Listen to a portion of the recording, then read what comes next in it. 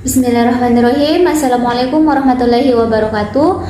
Perkenalkan, nama saya Lisa Anggersari dengan NIM 201420659 dari Program Studi Pendidikan Biologi Angkatan 2020 Universitas 19 November Kolaka.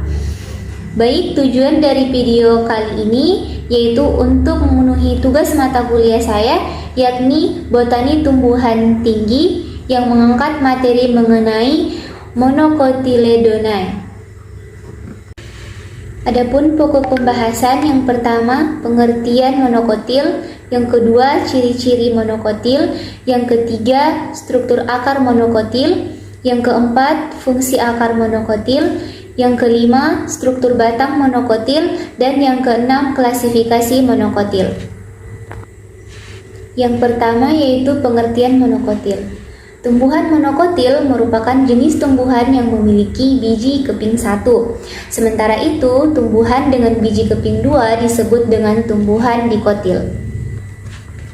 Selanjutnya yaitu ada ciri-ciri dari tumbuhan monokotil, di mana yang pertama yaitu memiliki sistem akar, yaitu akar serabut. Yang kedua, bentuk sumsum atau pola tulang daun melengkung atau sejajar. Yang ketiga, mempunyai tudung akar atau kalitra. Yang keempat, memiliki satu buah keping biji saja. Yang kelima, dalam akar dan batang tidak terdapat kambium. Yang keenam, kelopak bunga umumnya adalah kelipatan 3. Yang ketujuh, akar dan batang tidak bisa tumbuh membesar. Yang kedelapan, perkecambahannya disebut dengan perkecambahan hipogeal. Dan yang kesembilan, ruas batang tampak jelas dan tidak bercabang. Kesepuluh, pembuluh angkut menyebar. Nah, yang selanjutnya ada struktur akar monokotil, di mana yang pertama ada endodermis akar.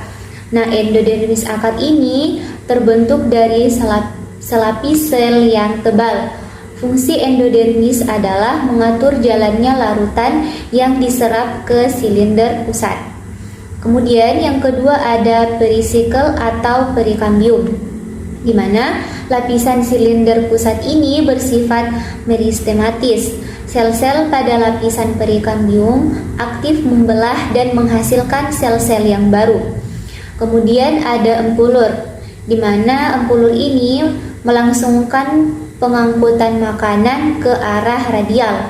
Empulur ini terletak di bagian paling dalam dan tersusun dari jaringan parenkim. Nah, pada beberapa tumbuhan, empulur ini ada yang menghilang, misalnya pada tumbuhan padi.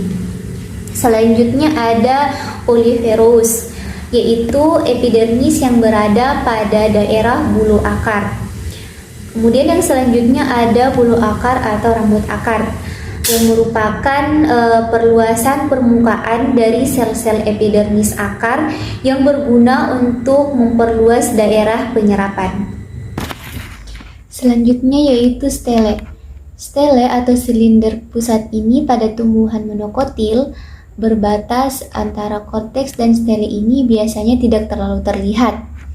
Xilem dan floem terdapat pada lapisan stele ini dan susunan berkas pengangkut yaitu bertipe kolateral tertutup, sehingga batang pada tumbuhan monokotil tidak mengalami pembesaran. Selanjutnya ada korteks atau kulit pertama, di mana tersusun dari lapisan-lapisan sel yang berdinding tipis. Korteks memiliki ruang-ruang antar sel yang berfungsi untuk pertukaran gas. Peranan korteks adalah sebagai tempat penyimpanan cadangan makanan. Kemudian ada xilem, di mana xilem ini berfungsi menyalurkan air dan mineral dari akar ke daun.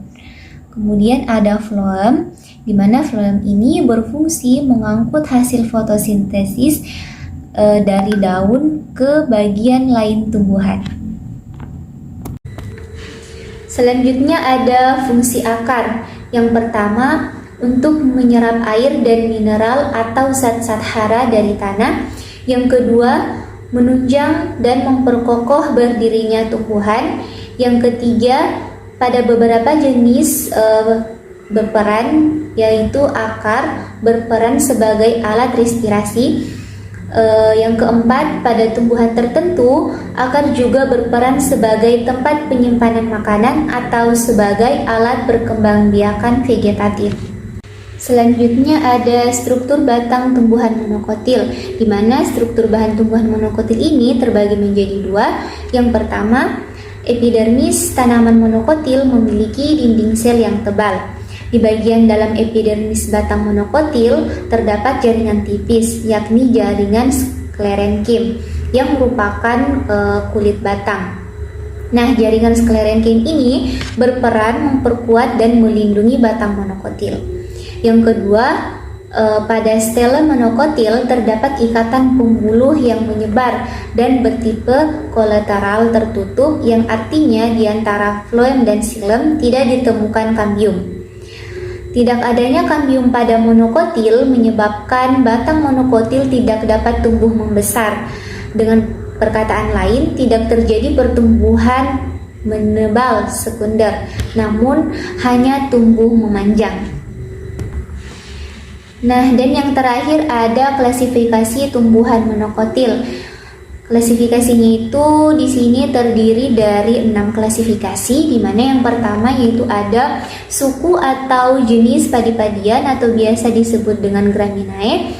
Kemudian yang kedua ada suku atau jenis bawang-bawangan atau Aliaceae. Kemudian yang ketiga ada suku jenis pinang-pinangan atau Palmae. Kemudian yang keempat ada suku atau jenis pisang-pisangan atau Musaceae. Kemudian yang kelima ada suku atau jenis temu-temuan atau biasa disebut dengan Zingiberaceae. Kemudian yang terakhir ada suku atau jenis anggrek-angrekan atau biasa disebut dengan Orchidaceae.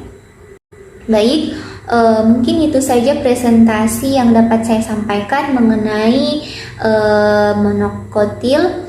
Kurang dan lebihnya mohon dimaafkan. Saya akhiri dengan ucapan wabillahi taufiq wal hidayah. Wassalamualaikum warahmatullahi wabarakatuh.